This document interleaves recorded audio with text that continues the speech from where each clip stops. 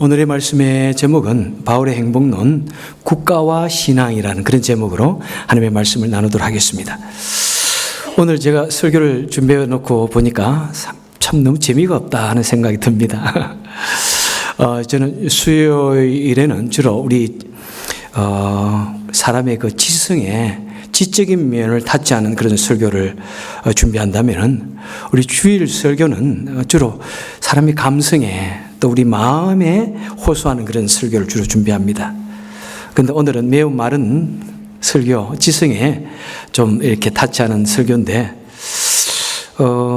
지성 중에서도 지성이 아니라 건성, 아주 마른 그런 메시지인 것 같아서 좀 이렇게 염려도 됩니다. 말씀을 준비하다 보니까 너무 힘들어가지고 상당히 좀 고민을 많이 하면서 준비했습니다. 그래서 어제 말씀을 다 준비하고 자다가 다시 새벽 3시에 벌떡 일어나가지고 다시 설교를 완전히 이렇게 바꿨습니다. 그래서 그냥 제가 고민하면서 준비한 말씀인 줄 알고 또 그런 의미에서 받아주시면 좋겠습니다. 조선 인조 때 병자호란이 일어났습니다. 그때 시인 김사은이라는 사람이 청나라에 포로로 잡혀가면서 지은 시가 이런 시가 있습니다. 가노라 삼각산하 다시 보자 한강수야 고국 산천을 떠나고자 하랴마는 시절이 하수상하니 올똥말똥하여라. 그 당시 이런 표현이 있었다는 게 좀 놀랍습니다. 그죠? 올똥말똥하여라.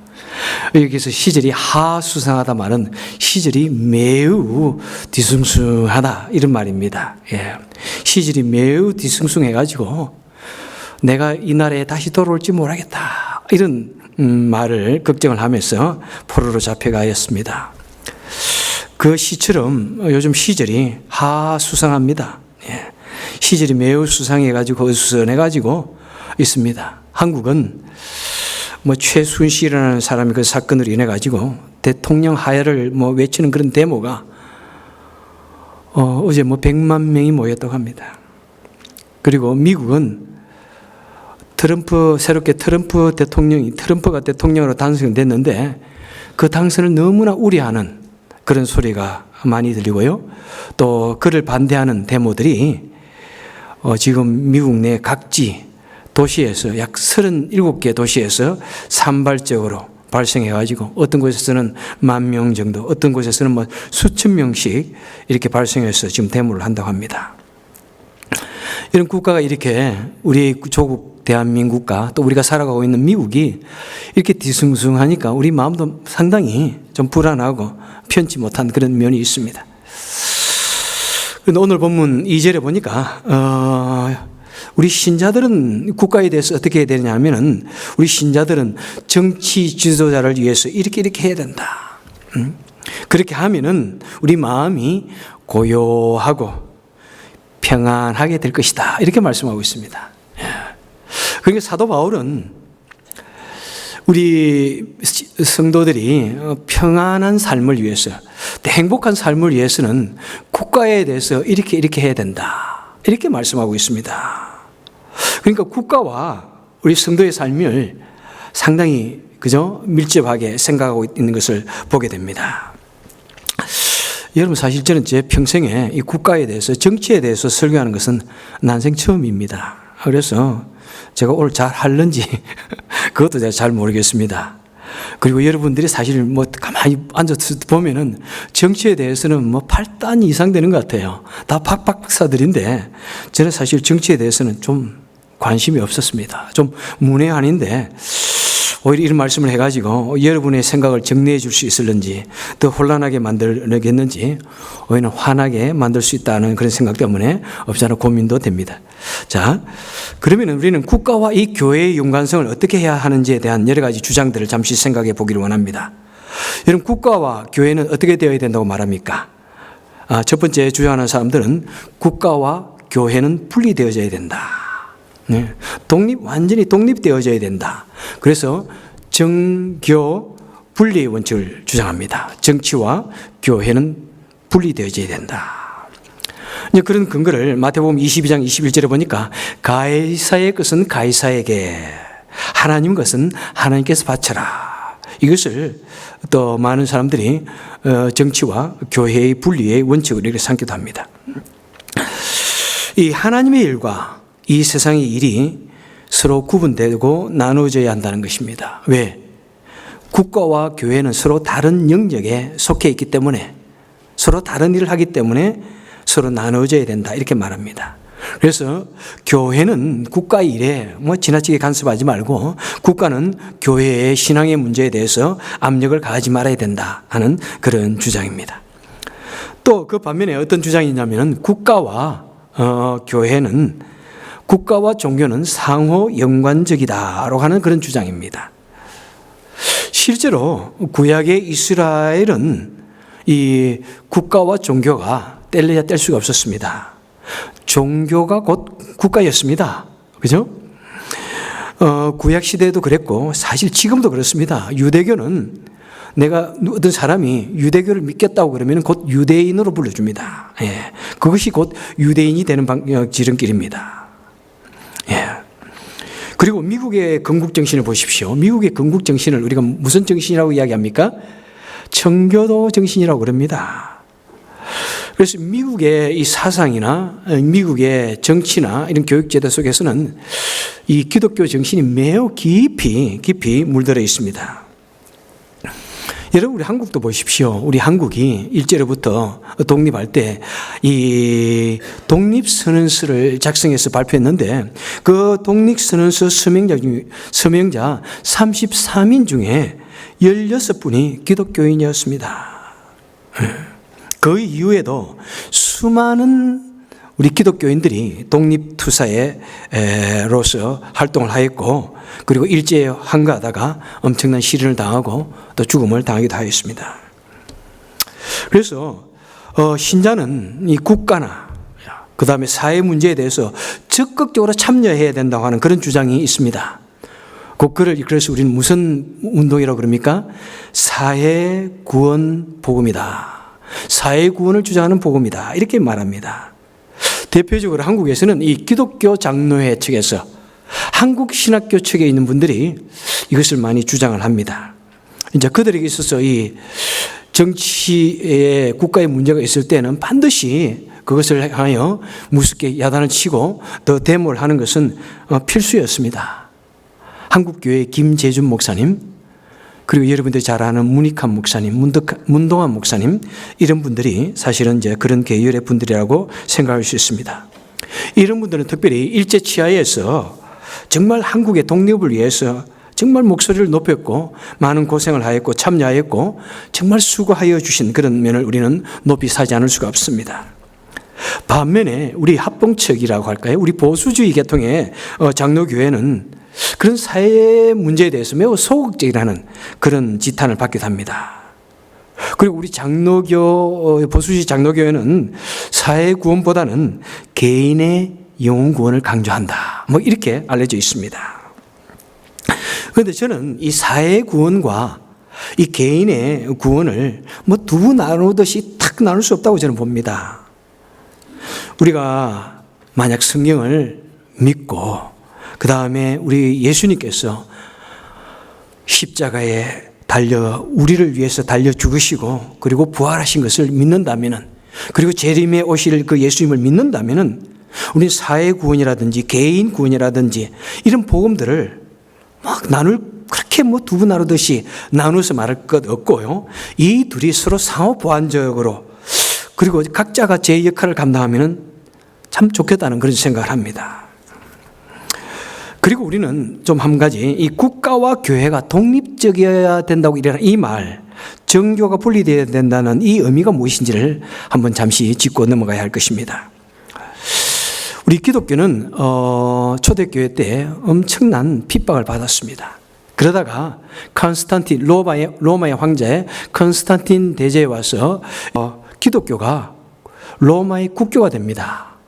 로마의 국교가 되면서 기독교가 정치의 국가의 핵심 권력을 등에 얻게 됩니다. 아주 권력의 그런 중심부와 아주 긴밀하게 손을 잡게 됩니다. 여러분, 그렇게 되면 어떻게 됩니까? 기독교가 권세자들의 등에 업으면은 기독교가 막강한 힘을 가지고 부패하게 됩니다. 그래서 교회는 타락해져 갔습니다. 국가는 기독교의 이름으로 십자가 운동을 일으켰고요. 교회는 종교재판 등을 통해서 무시무시한 그죠? 그런 힘을 휘두르게 됩니다. 그래서 여러분, 종교개혁은 무엇입니까? 이 종교개혁은 바로 교회가 국가의 권력과는 분리되어져야 된다. 그리고 교회는 오직 성경을 붙들고 성경의 진리로 돌아가야 한다는 것이 종교개혁인 것입니다. 그런 면에서 이 국가와 교회는 독립적이고 분리되어져야 합니다. 하지만 동시에 신자는 국가에 대한 의무가 있습니다. 그래서 국가에 대한 의무를 다하고 교회는 국가가 도덕적으로 바로 서고 국가가 하나님의 공의를 실현할 수 있도록 건강한 그런 국가가 될 수 있도록 계속해서 그것을 도와야 합니다. 그래서 국가와 교회는 제도나 이런 권력 면에서는 독립되어져야 됩니다. 그죠? 교회는 국가의 권력에 기생해서는 절대로 안 됩니다.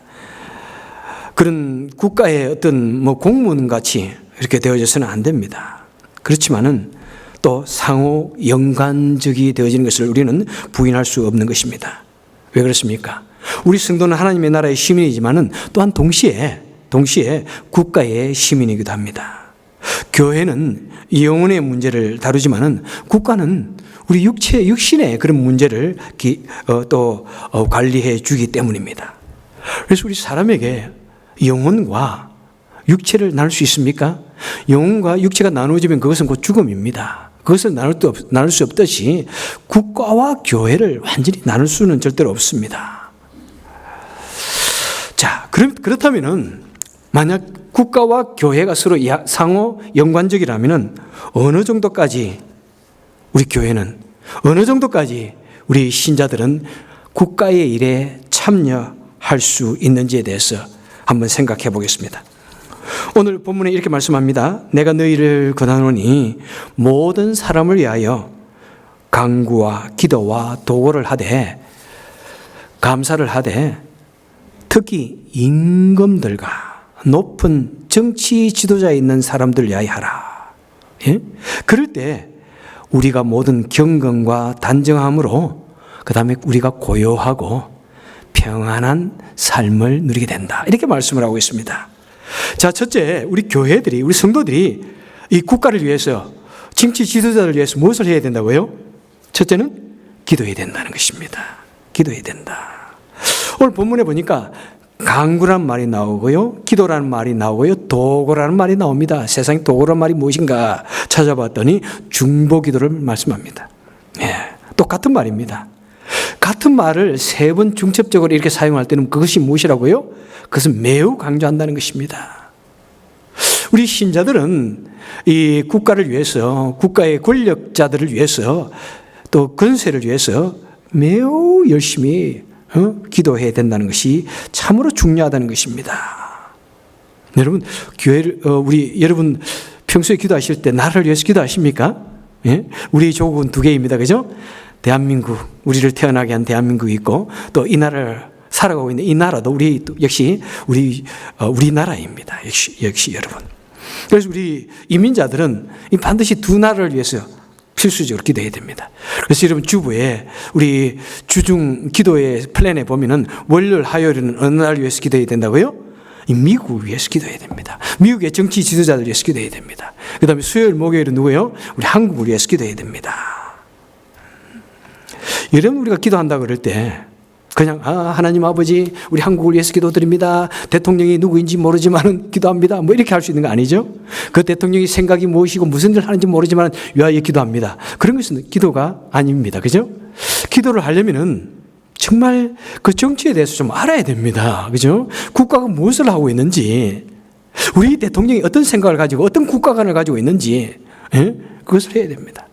투표를 할 때도 여러분 누구에게 투표를 하셨는지 모르지만은 도대체 정치의 그 대통령 후보로 나온 사람이 어떤 생각을 가지고 있는지, 그가 어떻게 살아왔는지, 그의 공약이 무엇인지, 그의 국가관이 무엇인가에 대해서 적어도 알아야 됩니다. 그래서 먼저 우리는 좀 앞으로 국가의 정치에 대해서도 좀 신문을 읽고 여러분, 그죠? 좀 이 정치에 대해서 우리 조금 관심을 가져야 되지 않는가 생각합니다. 아니, 그것도 모르고 그냥 유언비어로 들리는 수많은 소리들, 그냥 그것 딱 읽으면은 그것이 다 옳다고 생각하면 절대로 안 됩니다, 여러분. 오늘날 우리 인터넷을 통해서 우리가 들려주는 것은 이 수많은 유언비어들이 얼마나 많은지 모릅니다, 여러분. 그것이 진실인지는 그죠?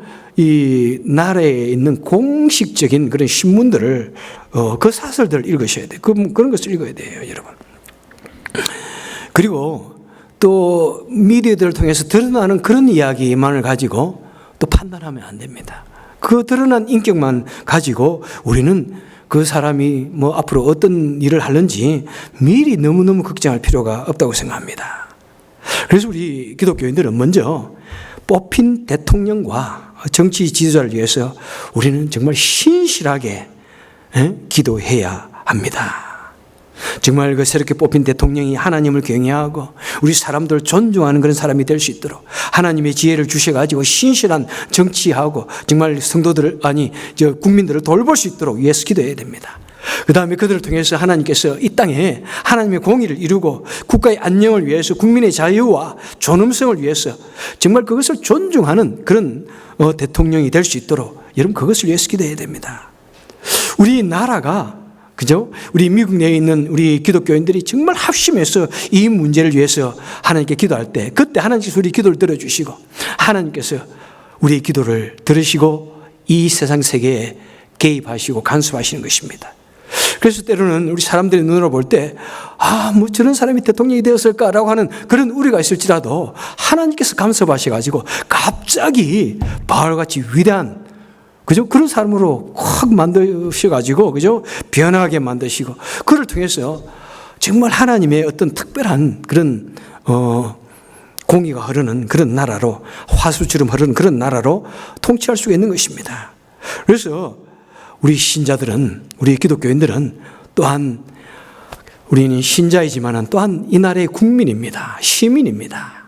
우리는 하늘나라의 시민이지만 또한 이 땅의 시민이기도 합니다. 그래서 우리는 이 땅의 지도자들 위해서 국가 권력을 위해서 우리는 기도해야 할 그런 사명이 우리에게는 있기 때문에 그래서 우리가 그대로 정말 하나님 말씀대로 우리가 기도하게 될 때 우리는 하나님의 은혜로 말미암아 더욱더 행복한 그런 신앙생활을 하게 되는 것입니다. 자, 두 번째로 우리는 어떻게 해야 됩니까? 자, 우리 신자는 국민의 의무를 다해야 됩니다. 마태복음 22장 21절에 보니까 가이사 것은 가이사에게 하나님의 것은 하나님께 바치라고 말씀하고 있습니다. 이 말씀은 무엇입니까? 우리 믿는 자들도 우리 신자들도 국가에 대한 의무를 다해야 된다는 것입니다. 그죠? 시민으로서 국민으로서의 의무를 충실해야 할 것을 말해주고 있습니다. 여러분 국민으로서 우리가 미국의 국민으로서 해야 할 의무가 무엇입니까? 국방의 의무가 있습니다. 물론 한국처럼 모두가 의무적으로 군대에 가야 되는 그런 것도 없지만은 그래도 국가의 안전을 위해서 우리는 지키도록 예를 써야 할 것입니다. 그리고 정말 납세의 의무, 세금을 잘 내야 됩니다. 그 다음에 열심히 성실하게 일을 근로의 의무, 그 다음에 법과 질서를 잘 지켜야 할 그런 의무가 있습니다. 그 다음에 우리가 그런 의무를 다할 때 우리는 또한 국가를 향하여 우리 권리를 그저 주장할 수가 있습니다. 무슨 권리가 있습니까? 내가 존엄하게 취급받을 그런 권리가 있습니다. 행복을 추구할 권리가 있습니다. 자유롭게 살 그런 자유권이 있고요. 참정권, 정치와 그 다음에 투표할 그런 권리가 있습니다. 그 다음에 국가의 국민으로서 내가 보호받을 권리가 있고요. 유사시에 도움을 우리 나라에 구할 그런 권리가 우리에게 있습니다. 그런데 우리가 자신의 의무를 다하지 않으면서 우리가 국가에 대해서 만약 우리가 국민으로서 의무를 다하지 않는다면 국가를 향하여 우리의 권리를 주장할 수 있습니까? 물론 주장할 수는 있겠지만은 여러분 그것은 어떤 사람이 됩니까? 내 의무는 다하지 않냐고 권리만 주장하게 될 때 누구처럼 참 나쁜 사람이군요. 뭐 이렇게 말하지 않겠습니까, 여러분? 그죠? 우리 의무도 다하고, 그 다음에 우리 또 권리도 주장할 수 있는 우리 사람이 되어야 할 것입니다. 그래서 무엇보다도 우리가 성도로서, 그죠? 우리의 의무를, 이 세상을 향하여, 나라를 향하여 의무를 다할 때 이 세상 사람들이 볼 때 이야, 참 믿는 사람들도 대단하구나 라고 하면서 우리가 복음을 전할 때 이 세상이 점점 복음화되어지고 또 복음의 길을 기울이고 복음의 능력이 드러나리라 생각합니다. 기독교는 결코 무정부파가 아닙니다. 결코 나라에 대해서 무조건 나쁘게 말하는 그런 것 이전에, 그죠? 그런 말을 하기 이전에 우리는 먼저 국민으로서의 그런 의무도 다해야 됩니다. 자, 세 번째로 우리 신자는 어떻게 해야 됩니까? 국가의 권세에 복종하라고 이렇게 말씀하고 있습니다. 로마서 13장 1절에서 이렇게 말씀하죠. 각 사람은 위에 있는 권세에 복종하라. 복종이라는 말은 무엇입니까요? 요즘 이 복종이라는 말을 참 좋아할 사람이 없습니다. 우리가 믿는 자들이 나라의 권세에 무조건 복종하라고요? 뭔가 마음이 캥깁니다. 그죠? 뭔가 아니라는 생각이 듭니다. 그렇다면 사도 바울이 뭔가 당시 로마의 그런 정부하고 무슨 결탁을 했단 말인가? 이런 생각이 들 정도입니다. 그죠? 사도 바울이 로마의 정부에게 지금 여러분들은 복종해야 됩니다. 나라의 권세에 복종해야 됩니다. 이렇게 말씀하고 있다는 사실입니다. 여러분, 그렇다면 네로 황제에게 기독교인들이 무조건 복종했습니까? 복종해야 된다는 말입니까? 기독교를 탄압하는 그 사람들에게 무조건 복종해야 된다는 말입니까? 여러분, 우리는 이 말을 잘 이해해야 됩니다. 이 말은 우리 기독교인들이 어떤 특정한 그런 권세자에게 무조건 복종하라는 것이 아닙니다.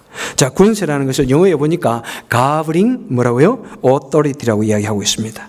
돌보는, 정치하는, 치리하는 그런 권세라고 이야기하고 있습니다. 하나님께서는 우리 인간 사회를 질서 있게, 그죠? 잘 다스리기를 원하십니다. 그래서 하나님께서는 각 기관들에게 어떤 권세를 주셨습니다. 가정의 권세는 누구라고 이야기하고 있습니까? 가정의 권세는 아버지라고 이야기하고 있습니다. 아버지를 통해서 또 남자라고 이야기하고 있습니다. 남편을 통해서 하나님께서는 가정을 질서 있게 잘 다스리시기를 원하십니다. 그래서 하나님께서는 남자들에게 권세를 주셔가지고 가정을 다스리게 하십니다. 그런데 이 권세는 의시되는 권세가 아닙니다. 생명을 내어 죽기까지 가정을 위해서 헌신하고 가정을 돌보라고 주신 권세입니다. 여러분, 제대로 된 아버지와 남편이라면은 이 권세를 가지고 폭력을 행사하든지 이 권세를 가지고 독재를 하려든지 그렇게 하는 사람이 없을 것입니다. 기독교적인 그런 신앙을 가지고 기독교적인 주님의 마음을 닮아가는 그런 아버지와 남편이라면 정말 가정의 안녕과 평안을 위해서 생명을 던져서까지 그 가정의 행복을 지키고 싶을 것입니다. 여러분, 마찬가지입니다. 하나님께서 국가에 권세를 주셨다고 하는 사람들, 그 권세자들은 무엇입니까? 국가의 공의와 질서를 세우고 평화로운 나라를 만들기 위해서 하나님께서는 사람들을 세우셨는데 돌보는 권세로서 그 권세를 국가에 주셨다는 것입니다. 그래서 이 돌보는 권세 정치 지도자들은 바로 일반 은총적인 측면을 말씀합니다. 그렇기 때문에 우리가 하나님의 백성이라고 할지라도 1차적으로 이 하늘의 국가의 권세에 우리가 복종해야 된다는 것입니다. 권세에 순종해야 된다는 것입니다. 그런데 참으로 중요한 것은 우리 기독교의 권세는 어디에서 납니까? 하늘로부터 나는 것입니다.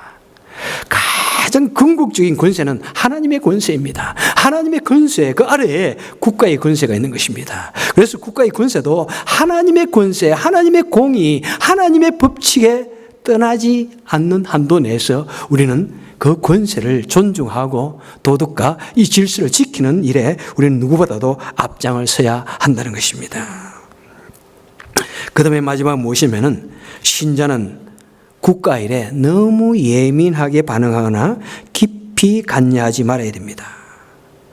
여러분, 신자는 국가에 대해서 관심하고 그 다음에 기도하고 그리고 우리의 의무를 다해야 하지만은 그런데 국가 일 하나하나에 대해서 우리는 너무 많은 것을 기대하든지 너무 많은 것을 민감하게 반응하든지 너무 적극적으로 참여하든지 너무 극단적인 행동까지 하는 것은 절제해야 된다는 것입니다. 왜 그렇습니까?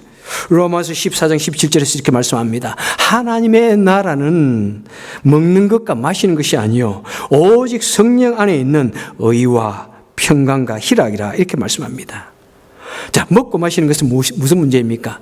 바로 이 세상 일입니다. 먹고 마시는 그다음에 살아가는 이 문제를 위해서 누가 일합니까? 바로 나라가 국가가 일합니다. 하지만 우리 성도는 궁극적인 우리의 목표는 어디입니까? 하늘나라입니다. 이 땅에서 무엇을 우리는 추구합니까? 성령 안에서 의와 평강과 희락을 추구하는 것이 우리 성도의 모습입니다. 그래서 우리 성도들이 이 땅에 살아가면서 이 나라의 국가의 정치에 의해 여러 가지 관심을 가지고 참여하지만은 우리가 신앙인의 덕을 잃지 않는 데에서 참여하라는 것입니다. 우리 기독교인의 선한 양심과 거룩성과 우리 기독교의 본질이 손상되지 않는 측면에서 우리는 이 국가의 여러 가지 정치에 우리는 참여할 수 있다는 것입니다. 우리가 만약 국가적인 정치에 우리가 참여한다면 반드시 어떻게 해야 됩니까? 성령 안에서 의와 평강과 기쁨을 잃지 않도록 애를 써야 하는 것입니다. 그래서 우리 기독교는 여러분 어떤 일을 하더라도 하나님의 인도하심이 무엇인가를 생각해야 됩니다. 하나님께서 과연 이것을 원하시는지를 생각해야 됩니다. 하나님의 평강과 기쁨을 잃지 않는 그런 선에서 우리는 이 일을 감당해야 됩니다. 미국에 새롭게 대통령이 탄생되자 많은 사람들이 걱정을 합니다. 우리 한국인들이, 우리 특별히 이민자들이 많이 걱정을 합니다. 그래서 미국 내 지금 37개 도시에서 대대적인 반대 데모도 있고요. 사실 이것은 전례가 없는 일입니다. 그죠? 어떤 정당의 사람이 정당에서 떨어지면은 다 그 반대편들도 다 이렇게 인정해주고 하는데 이것은 정말 전례가 없는 그런 현상입니다. 그런데 여러분, 트럼프가 대통령이 당선된 것이 하나님의 뜻일까요? 아닐까요?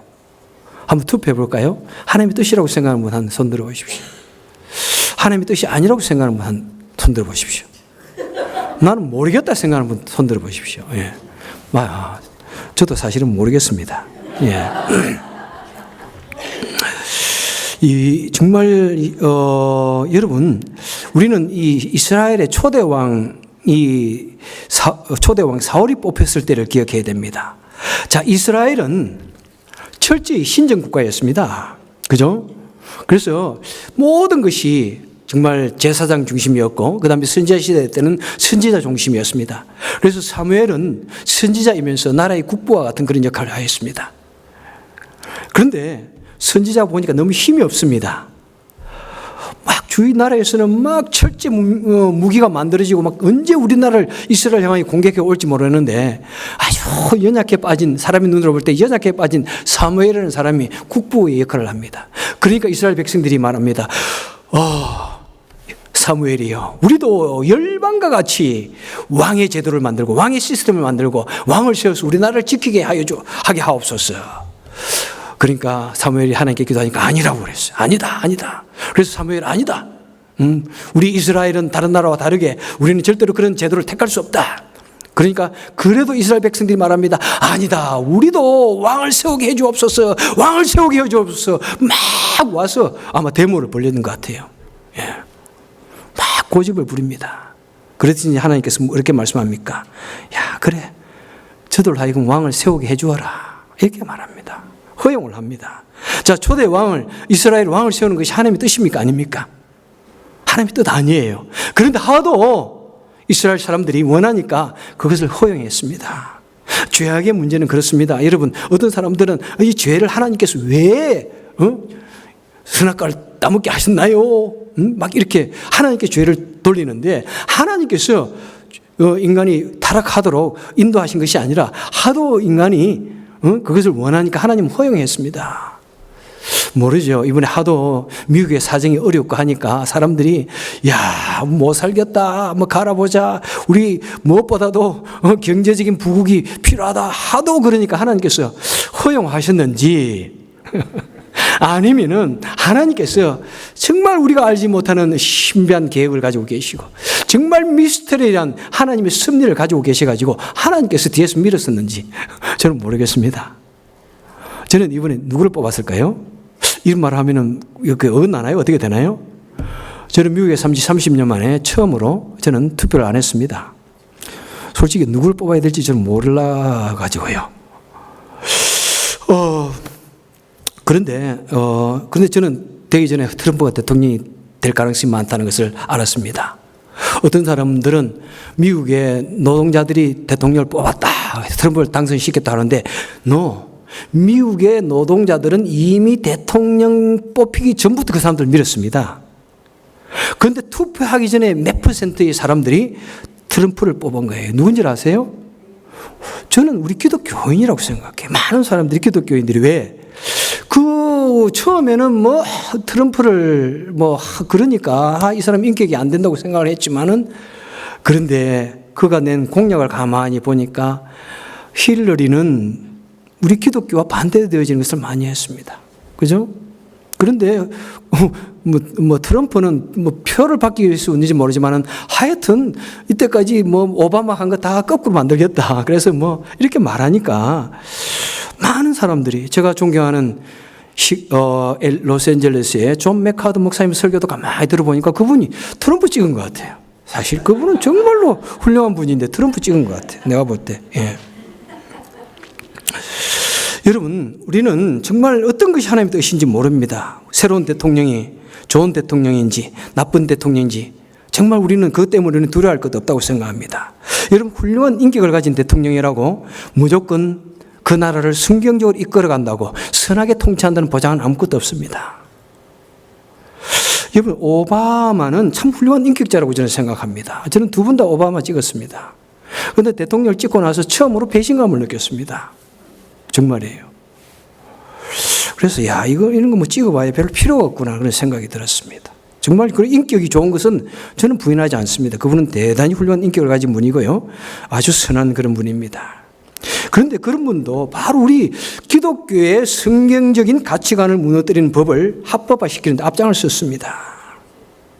그리고 공공연하게 그것을 반대하는 우리 기독교 보수주의 기독자들을 향하여 저들은 우리 국가의 적이다라고 선포를 했습니다. 저는 그것을 말하면서 깜짝 놀랐습니다. 여러분, 아무리 훌륭한 사람이라고 해서 우리나라를 기독교적인 가치관을 가진 나라로 인도한다는 것은 보장 없습니다. 그죠? 또 훌륭하지 못한 인격을 가졌다고 해서 나라를 무조건 잘못 끌고 갈 것이라고 우리는 미리 걱정할 필요가 없습니다. 미국은 대통령 혼자서 끌고 가는 게 절대 아니거든요. 강요가 있고요, 정당이 있고요, 국회가 있습니다. 모두가 협의하여서 나라의 일을 결정하고요. 그리고 상권이 매우 분립이 잘 되어 있는 그런 자유민주주의 나라입니다. 미국에 그런 정신이 아직도 살아있는 것을 저는 참 많이 보게 됩니다. 여러분, 선한 대통령이 나왔다고 해서 이 나라가 천국이 되는 것도 아니고요. 악한 대통령이 나왔다고 해서 이 나라가 금세 멸망하거나 죽어의 종말이 오는 것도 아닙니다. 그래서 우리는 그런 것을 보면서 너무 쉽게 이렇게 안 해도 저는 좋지 않을까 생각을 합니다. 여러분, 우리의 조국의 그런 한국의 상황을 보면요, 미디어를 통한 뉴스만 보면은 참 마음이 아프지만은 그렇다고 거기에 너무 쉽게 동요하고 쉽게 분노하고 막 거기에 휩쓸리지 않았으면 좋겠다는 그런 생각입니다. 예. 뭐라고요? 저는 사실 박근혜 대통령 뽑을 때 저는 만약 한국에 있었으면 분명히 반대표를 던졌습니다. 그런데 여러분, 우리 한국 국민들이 대통령을 뽑아놓고는요, 근데 지금은 그냥 물러가라고 이야기합니다. 대부분이라고 그렇게 말을 하는데요. 저는 처음에 보면서 애초부터 뚜렷한 국가관 하나 제대로 마음에 가지지 못하고 표현하지 못하는 사람이 어떻게 대통령이 될까? 정말 박정희 대통령의 그것에서 좀 이렇게 이제 단절했으면 좋겠는데 계속해서 이어나가는 그런 안타까움 때문에 저는 사실 참 반대를 했었습니다. 여러분, 박정희 대통령이 독재자로서 많은 일 했겠지만은 독재로서 수많은 무고한 사람들이 피를 흘렸어요. 그래서 민주주의를 얼마나 많이 후퇴시켰습니까? 그런데요, 독일에 가서 강부들과 가운의 손을 붙잡고 울었다는 그 이유로, 경제를 조금 부흥시켰다는 그 이유로 무조건 그 정권을 미화하려고 하는 사람, 얼마나 우리가 많이 미화했습니까? 그리고 그 부모가 다 비명의 흉탄에 맞았다는 그 연민 때문에, 그리고 박정희 정권에 대한 향수와 한상을 버리지 못하고 그것 때문에 생각도 안 하고 그냥 사실 뽑았지 않습니까? 뽑아놓고는 이제 물러가라고 그러면은 뽑은 사람의 책임은 도대체 어디에 있는가 하는 그런 안타까움이 듭니다. 여러분, 만약 그렇다면, 이런 문제가 발생한다면 정말 뽑아한 사람들이 먼저 죄를 뒤집어 쓰고 회개하고요. 그죠? 먼저 죄를 뒤집어 회를 하고요. 자기들도 공동체의 그런 책임으로서 자신이 가지고 있는 모든 직책을 먼저 다 내려놓고요. 그죠? 그렇게 해야 되지 않나 생각합니다. 그러면은 화해를 해줄 수 있지 않나요? 나는 아무것도 하지 않고 무조건 그냥 하야만 하고 그러면은 그 책임을 전가하는 그것밖에 되지 않지 않은가 하는 그런 안타까움이 듭니다. 여러분, 이 시대 이런 일들은 다 우리가 공동적으로 져야 한다고 생각합니다. 정말 공동적으로 져야 할 그런 책임입니다. 저는 그 모습을 보면서 마침내 우리 한국 역사에 박 정권의 시대에 대한 환상에 대한 종말이다, 이렇게 선언하고 싶어요. 더 이상 이제 그 손자가 나와서 대통령 선거 나와도 아이고 이러면서 사람들이 뽑지 않을 것 같아요. 예. 그래도 좋았다, 그때가 좋았다. 그래서 새로운 박정희 대통령을 기다리는 그런 모습들이 이제 좀 없는 그런 종말을 구하지 않을까. 그런 의미에서 저는 상당히 또한 의미가 있다고 생각합니다. 여러분, 우리 교회의 본연의 사명은 무엇입니까? 예수님께서 이 땅에 오신 목적이 무엇이라고 말씀합니까? 예수님은 잃어버린 양을 찾아서 오셨다고 말합니다. 사람의 영혼을 구원하기 위해서 오셨다고 말씀하고 있습니다. 예수님, 왜 유대인들이 예수님을 배척했습니까? 왜 그를 십자가에 못 박았습니까? 못 박는데 앞장을 섰습니까? 유대인들은 예수님이 오셨을 때, 저들이 예수님이 이 국가 이스라엘을 회복시켜주고 국가를 이 로마로부터 독립시켜주는데 앞장설 줄 알았습니다. 그만한 능력을 가졌으면 이스라엘 나라를 회복시킬 줄 알았습니다. 그런데 예수님은 그런데 별로 관심이 없었습니다. 그리고 영혼 구원을 위해서, 그 다음에 이스라엘 나라가 아니라 온 인류의 영혼 구원을 위해서 하시는 사역을 하신 것을 보면서 그들은 마음속에 매우 배신감을 느꼈습니다. 네. 그래서 그들은 예수님을 잡았고 십자가에 못 박아서 죽였던 것입니다. 여러분, 우리 사회 구원이나 또는 개인의 영혼 구원을 사실 우리는 두부처럼 확 나눌 수 없습니다. 우리 기독교의 본질은 분명히, 그럼에도 불구하고 우리 기독교의 본질은 분명히 영혼 구원입니다. 때로는 이 사회 구원이란 말이 영혼 구원보다도 더 크게 느껴질 때가 있습니다만 사실은 영혼 구원의 영역이 넓고 큽니다. 영혼 구원은 온 세계를 품는 것입니다. 영혼 구원은 한 국가나 어떤 특정 사회가 아니라 온 인류를 품는 그런 말인 것입니다, 여러분.